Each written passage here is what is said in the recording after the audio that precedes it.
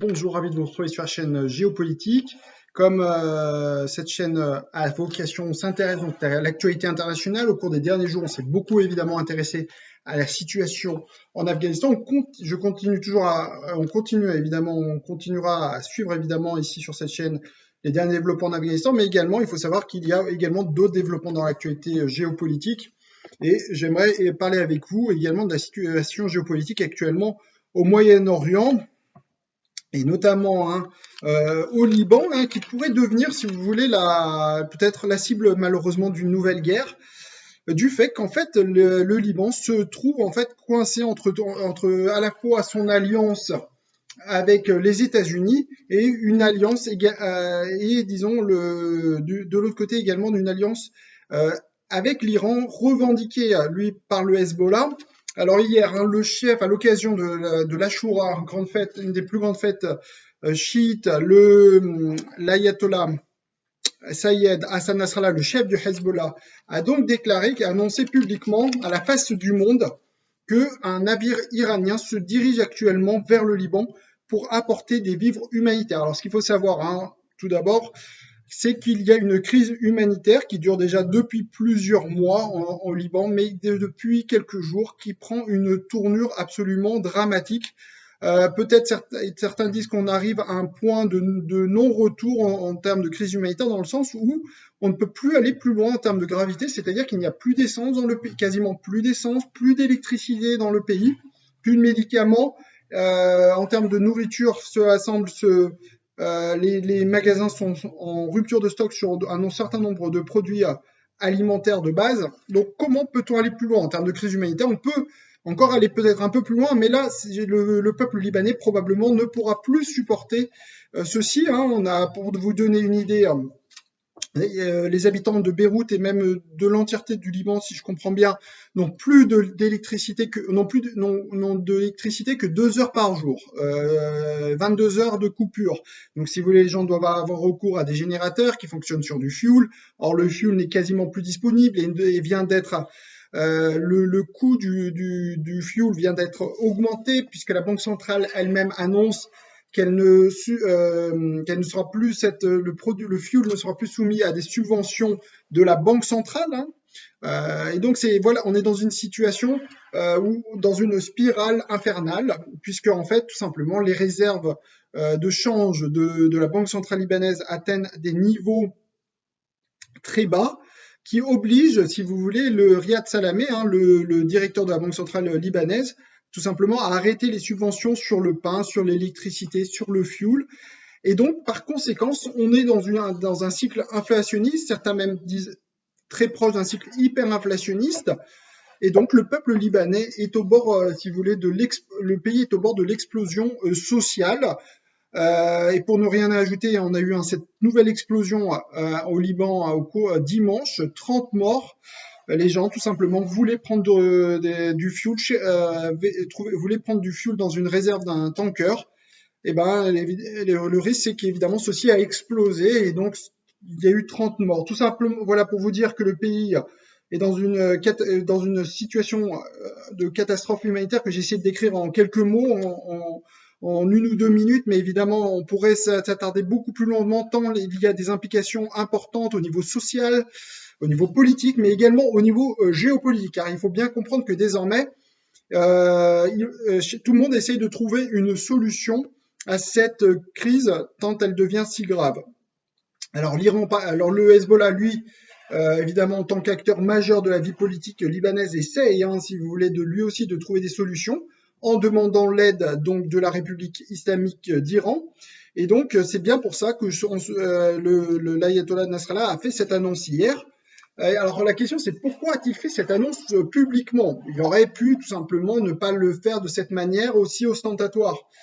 En fait, ce qu'il faut savoir, c'est que en réalité, il y a un risque que ce bateau soit bombardé en réalité par Israël ou bloqué, par exemple, par l'Égypte, car en fait, pour se rendre au Liban, ce bateau devra emprunter en fait le détroit de Suez Or, je rappelle que le détroit de Suez est sous souveraineté égyptienne, donc l'Égypte, les autorités égyptiennes, pour ne pas dire que tout simplement le président égyptien qui règne en maître sur le territoire égyptien, Abdel Fattah el-Sisi, pourrait refuser en fait le passage en fait de ce navire, car il peut estimer qu'il ne s'agit pas d'un bateau humanitaire, mais tout simplement qu'il y ait les États-Unis lui fassent pression.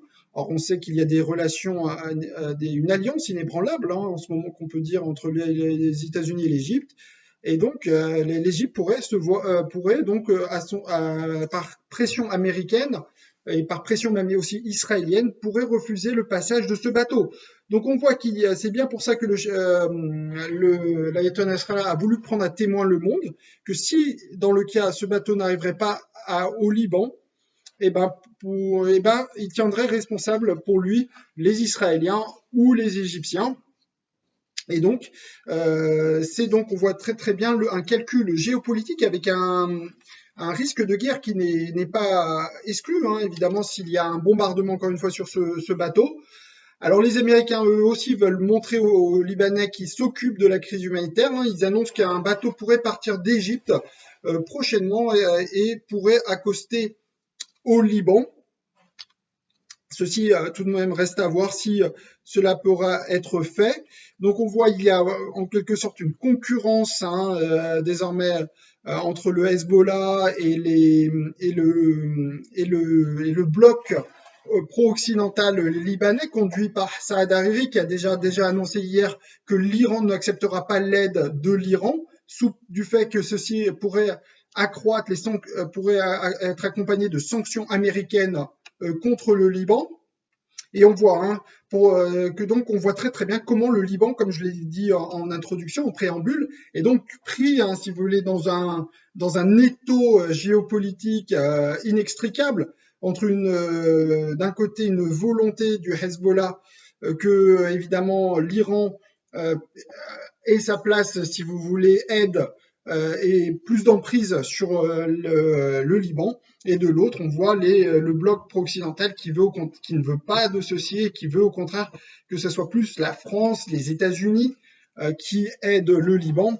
Et donc, il faudra voir comment ceci pourra être résolu pacifiquement, ou peut-être pas pacifiquement, car en fait, le Liban n'est pas seulement pris dans une crise humanitaire, une crise politique, une crise sociale, mais également le Liban est désormais également, il faut savoir que sa souveraineté aérienne est constamment et quasi quotidiennement violée par l'armée israélienne, qui bombarde quasi quotidiennement la République arabe de Syrie. Et donc, pour bombarder en fait la République arabe de Syrie, l'armée israélienne utilise en fait l'espace aérien libanais. Voilà, mais ceci se passait de façon assez discrète, il faut bien le dire, au cours des derniers mois, des dernières années. Mais hier soir, l'armée israélienne a ostensiblement bombardé la Syrie, la banlieue de Damas et la banlieue de Homs, où se trouvent, semblerait-il, des dépôts d'armes du Hezbollah. Et pour mener à bien son opération militaire hier, qu'elle ne confirme pas, l'armée israélienne, mais il ne fait aucun doute qu'il s'agisse de l'armée israélienne, c'est bien pour ça qu'on peut le dire de façon aussi péremptoire, elle a utilisé l'espace aérien libanais et tous les habitants de Beyrouth en pleine nuit ont été réveillés par des bruits absolument très forts qui ont créé une panique à Beyrouth. Et c'est bien pour ça que aujourd'hui le ministre de la Défense du Liban, Monsieur Akkar, annonce qu'il va porter cette affaire de violation de l'espace aérien libanais devant l'ONU, du fait tout simplement de la violation de la résolution 1701. Alors cette résolution 1701 est celle qui a mis fin à la guerre en août 2006 entre le Hezbollah et Israël, après plus de 30 jours, même plus de 40 jours si je ne me trompe pas, de combats acharnés entre les deux parties, avec d'un côté 1200 morts du côté libanais et 130 morts du côté israélien, très majoritairement des soldats israéliens. Donc une guerre extrêmement sanglante, et désormais le Liban veut porter évidemment toutes ces violations de l'espace aérien israélien devant l'ONU, peut-être même devant le Conseil de sécurité de l'ONU, pour justement que des sanctions soient prises contre Israël. Alors évidemment, il y a peu de chances qu'évidemment des sanctions soient prises contre Israël du fait d'un quasi veto américain qui semble imparable. Et donc, mais en tout cas, le Liban veut montrer à la face du monde qu'elle veut défendre à bec les ongles sa souveraineté. Mais évidemment, si il y a vous comprenez bien que évidemment il y a aussi un risque de dérapage qu'on ne contrôle pas sur le terrain et qui pourrait aussi conduire à une guerre. Hein. Il y a 2 semaines exactement, le Hezbollah a lancé 19 roquettes sur le territoire israélien. Ceci était parfaitement calculé de la part du Hezbollah, qui avait calculé qu'Israël répliquerait aussi de façon très calculée pour ne pas provoquer une guerre. Mais évidemment, à un moment donné, si vous voulez, on peut arriver à une situation où l'une des deux parties, finalement, fait un mauvais calcul et là, ou veut aller volontairement à la guerre. Et à ce moment-là, une guerre aura lieu. Et donc, ce risque existe d'une guerre est très fort. La probabilité d'une guerre maintenant entre Israël et le Liban semble extrêmement probable, n'a jamais été, disons-le de cette façon, aussi probable que depuis la fin des hostilités en août 2006. Et c'est bien pour ça que cette résolution 1701 n'a jamais été aussi mis en danger que par les événements actuels au Moyen-Orient. Et donc voilà pourquoi Hassan Nasrallah veut avertir en quelque sorte, veut prendre à témoin le monde qu'un risque de guerre est réel entre le Liban et Israël, et en tout cas que s'il le faut, il est prêt à défendre la souveraineté libanaise par le biais d'une guerre. Et du côté israélien, on se prépare aussi peut-être du côté à une guerre. Il y a d'importantes tractations actuellement entre l'Égypte et Israël. Le chef des services de renseignement a fait une visite très notée dans la presse israélienne.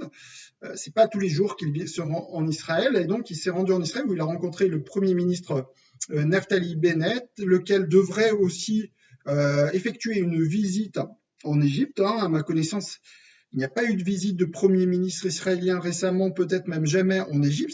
C'est dire qu'aujourd'hui, Israël a d'importantes des relations stratégiques avec la République arabe d'Égypte, et que donc on voit très très bien que les tensions sur différents fronts avec le Liban, Gaza, l'Iran, la Syrie, tout ceci en fait pousse en fait l'Israël et l'Égypte à, si vous voulez, à renforcer leurs relations, et évidemment ces tractations diplomatiques évidemment, si vous voulez,